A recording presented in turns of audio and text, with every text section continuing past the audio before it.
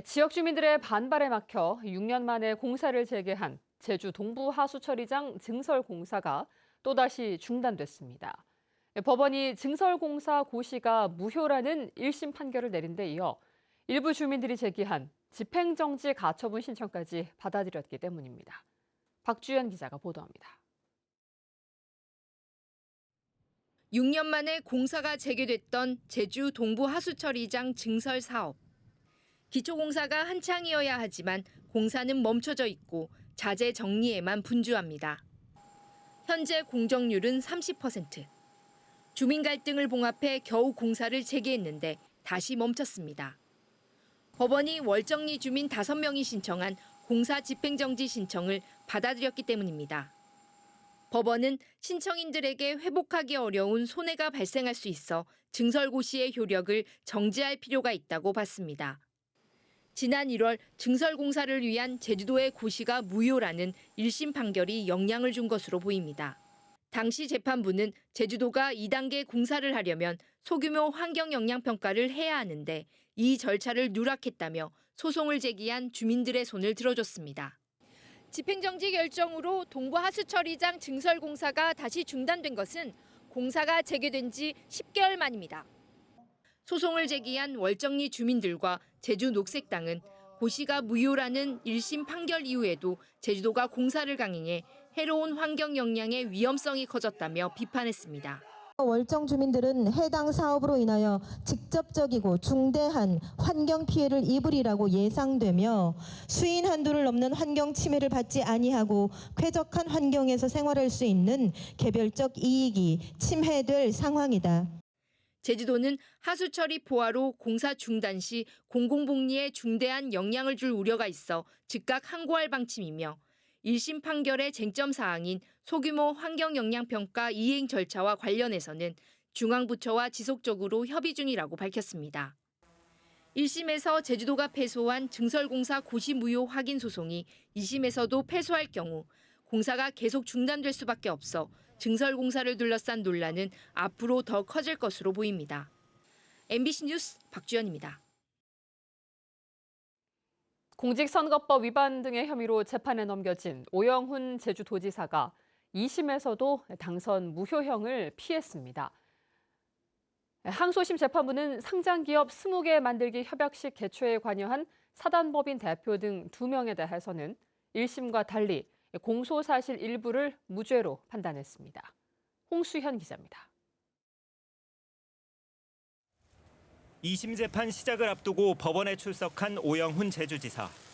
광주고등법원 제주형사 1부는 공직선거법과 정치자금법 위반 혐의로 불구속 기소된 오영훈 지사에 대한 항소심에서 오 지사와 검찰의 항소를 모두 기각했습니다. 이에 따라 오영훈 지사는 벌금 90만 원을 선고받은 1심 판결이 유지돼 지사직을 그대로 수행할 수 있게 됐습니다. 재판부는 함께 재판에 넘겨진 정원태 제주도 서울본부장과 김태형 대외협력 특보에 대해서도 원심형이 적절하다며 각각 벌금 500만 원과 400만 원의 1심 판결을 유지했습니다. 다만 사단법인 대표 고모 씨와 경영 컨설팅 업체 대표 이모 씨에 대해서는 원심을 파기했습니다. 1심에서 유죄로 판단한 공소사실 일부를 무죄로 보고 징역 6월에 집행유예 2년을 선고했던 고 씨에게는 벌금 500만 원을 선고하고 이 씨는 벌금 300만 원과 추징금을 유지한 겁니다. 오영훈 지사는 항소심 재판부 판결을 존중한다며 앞으로 지사직 수행에 문제가 없을 것이라고 말했습니다. 하지만 자신은 여전히 무죄를 주장한다면서 상고의 뜻을 밝혔습니다. 법리적 설명을 좀 더 우리 측이 더 했어야 되는데 하는 아쉬움은 좀 남습니다. 향후 대법원 판단을 기다리도록 하겠습니다. 지난 2022년 5월 6일 지방선거 공식 선거운동 기간을 앞두고 선거사무소에서 핵심 공약 중 하나인 상장기업 20개 만들기 협약식을 열어 사전 선거운동을 한 혐의 등으로 기소된 오영훈 지사. 변호인 측은 협약식의 성격이 사전 선거운동과 무관함을 법리적으로 증명하겠다는 입장입니다. 주로 이제 법률적인 쟁점에 대한 공방이 이루어질 것으로 예상되고 있습니다. 기존 판례에 부합하게 저희는 주장을 할 것이고 그 판례에 비추어 봤을 때 무죄라는 것이 여전히 저희의 생각입니다. 오영훈 지사가 항소심에서도 당선 무효 위기를 벗어난 가운데 상고 의사를 밝히면서 이번 사건은 대법원의 최종 판단으로 결정될 전망입니다. MBC 뉴스 홍수현입니다. 제주의 한 폐업 모텔에서 발견된 70대 고독사 사건과 관련해 보건복지부가 기초생활수급자의 관리 체계를 정비하기로 했습니다. 보건복지부는 지자체와 협력해 1인 가구 등 고위험 가구 관리를 강화하고 실제 주거와 사망 여부를 확인해 보장을 결정하는 등 수급자 관리 체계를 정비하겠다고 밝혔습니다. 또 고독사 등 이상 징후를 사전에 파악하기 위해 일정 기관, 의료기관 미이용자를 확인 조사 대상에 추가할 계획입니다.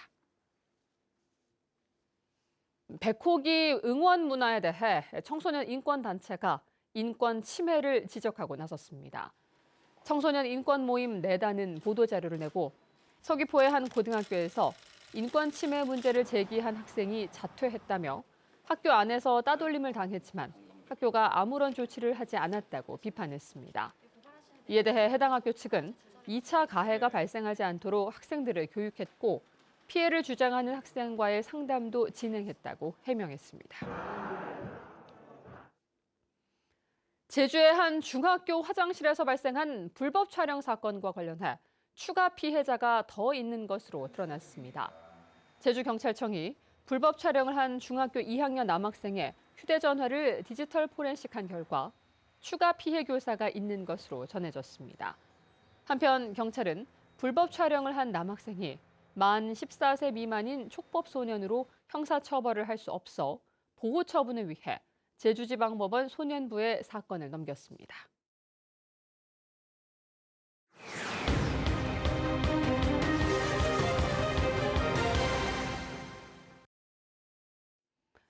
제주의 한 마을에 양식장 폐출수를 이용해 전기를 만드는 소수력 발전 시설 공사가 시작됐는데요. 그런데 어찌 된 일인지 주민들은 마을 동의 없이 공사가 시작됐다며 문제를 제기하고 나섰습니다. 제보는 MBC 김하은 기자입니다. 공사가 한창인 서귀포시 대정읍의 한 해안가. 파헤쳐진 돌들 사이로 공사 자재들이 여기저기 널브러져 있습니다. 바다로 방류되는 양식장 배출수에 낙차와 수압을 이용해 에너지를 만드는 소수력 발전시설 공사입니다. 공사는 지난해 1월부터 시작됐는데 최근 주민 반발에 부딪혔습니다. 주민들은 이 수력발전기 공사가 시작되면서 주변 자연경관이 심하게 훼손됐다며 피해를 호소하고 있습니다.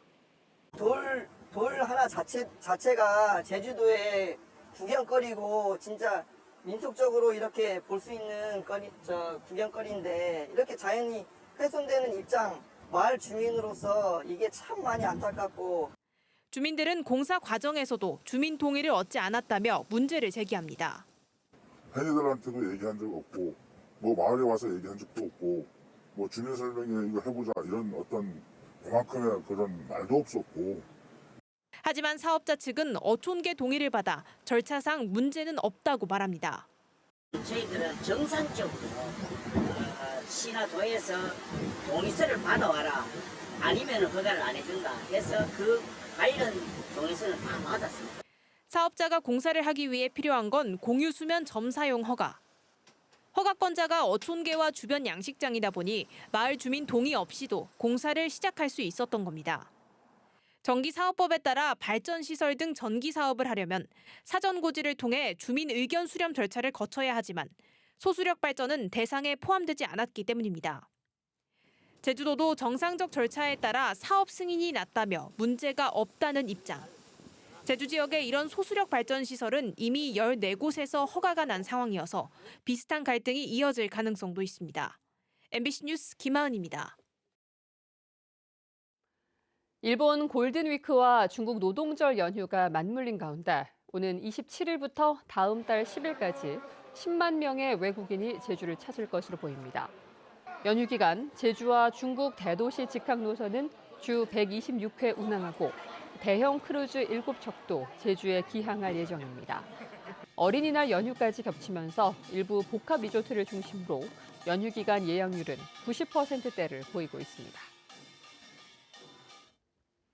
제주와 일본 도쿄를 잇는 하늘길이 3년 4개월 만에 재개될 것으로 보입니다. 관광업계에 따르면 대한항공은 오는 7월 3일부터 제주와 일본 도쿄 나리타 공항을 오가는 직항 노선을 주 3회 운항할 예정입니다. 제주와 도쿄 직항 노선은 코로나19 팬데믹으로 지난 2021년 3월 운항을 마지막으로 중단됐습니다. 한편 제주항공도 제주와 베이징 다신 공항을 오가는 직항 노선 운항을 시작하는 등 오는 7월부터는 제주공항 국제선이 주 171회로 코로나19 이전 수준을 회복할 전망입니다.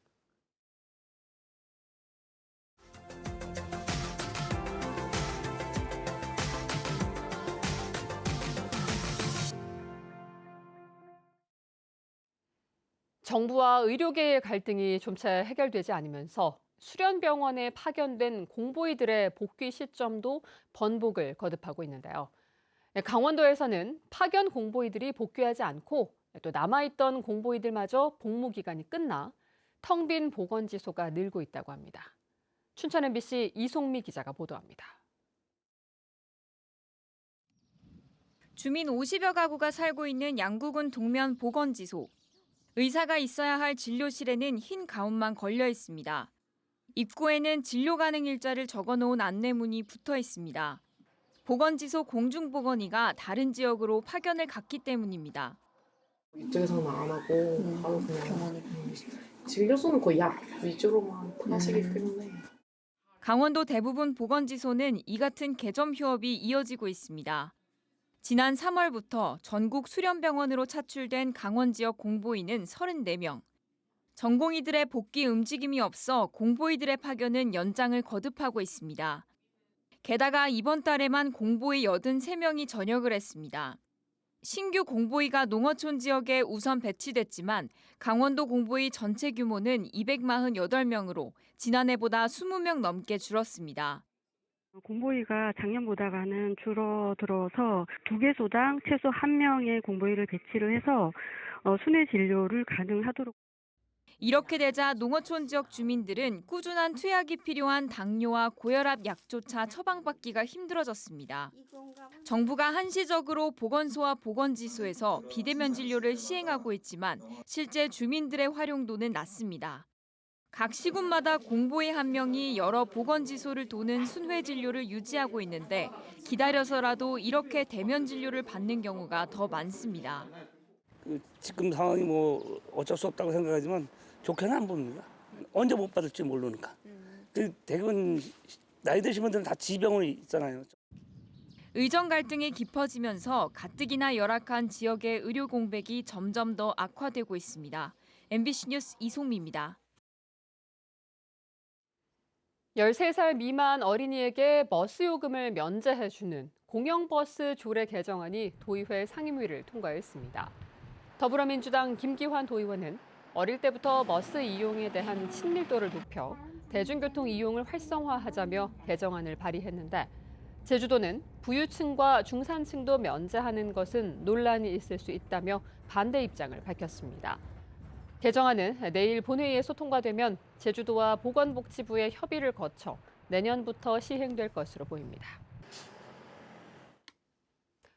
부하 직원을 성폭행한 혐의로 1심에서 징역형을 받고 법정 구속된 제주 지역 공기업 전 직원이 항소심에서 감형됐습니다.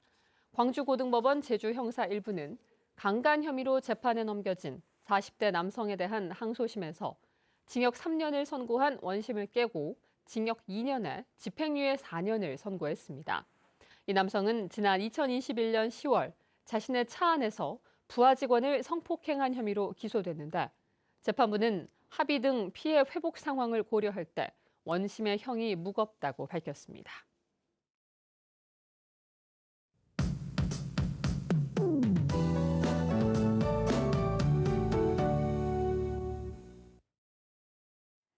네, 목요일 아침 맑은 하늘이 드러났습니다. 오늘도 화창한 봄 날씨를 보이겠는데요. 아침 저녁엔 쌀쌀하지만 낮 동안 따뜻하겠습니다. 동부 지역 성산은 낮 기온이 21도까지 오르겠습니다. 일교차가 10도 이상 크게 차이 나는 곳이 있어서 감기 조심하시기 바랍니다. 오늘도 이동성 고기압의 영향으로 제주 전역에 맑은 날씨를 보이겠고요. 공기질도 깨끗하겠습니다. 야외 활동하기 좋겠습니다. 현재 기온 보시면 대부분 12도로 시작하고 있습니다. 산간 지역 성판악은 10도 보이고 있고요. 낮 최고 기온은 북부와 서부 지역 19도, 동부 지역 21도, 성판악 18도까지 오르겠습니다. 어제와 비슷하거나 조금 높겠습니다. 섬 지역도 맑은 날씨를 보이겠습니다. 다만 제주 해상에 안개가 껴서 항해하거나 조업하는 선박은 조심하시기 바랍니다. 바다의 물결은 제주 전 해상에서 잔잔하게 일겠습니다. 내일은 기압골의 영향으로 낮부터 저녁 사이에 비가 약하게 내리겠습니다. 5mm 미만으로 비가 조금 내리겠고요. 다가오는 주말에도 대체로 맑아서 나들이 하기 좋겠습니다. 일요일 밤부터 비가 내릴 것으로 예상됩니다. 날씨였습니다. 국내 최대 월동 채소 주산지인 제주 서부 지역의 물 부족 현상을 해소하기 위한 무릉 저수지가 완공됐습니다. 무릉 저수지는 바다로 흘려보내던 용천수를 끌어올려 서귀포시 대정읍 일대 농경지 2천여 헥타르에 농업 용수를 공급하며 30만 톤 규모의 저수지와 양수장을 갖췄습니다. 한국농어촌공사 제주지역본부는 무릉 저수지 완공을 기념해 올해 풍년 농사를 기원하는 제주도 최초의 저수지 통수식 행사도 열었습니다. 제1제주인 어르신들에게 생활 위로금을 전달하기 위해 제주 MBC와 제주사회복지공동모금회가 특별모금 업무협약을 맺었습니다. 제1제주인 특별모금은 올해로 13번째이며 지난 2011년부터 10억 8천만 원을 모금해 제1제주인 1세대 1000여 명에게 위로금을 지원하고 120명의 고향 방문을 도왔습니다. 외국인 계절 근로자를 쓰겠다는 농가가 늘어나고 있습니다. 제주시가 올해 하반기 외국인 계절 근로자 고용 수요를 조사한 결과 199농가에서 671명을 희망했습니다. 제주시는 올해 상반기에 외국인 계절 근로자 516명을 배정했는데 하반기까지 합치면 1,187명으로 지난해보다 2배 이상 늘어날 것으로 보입니다.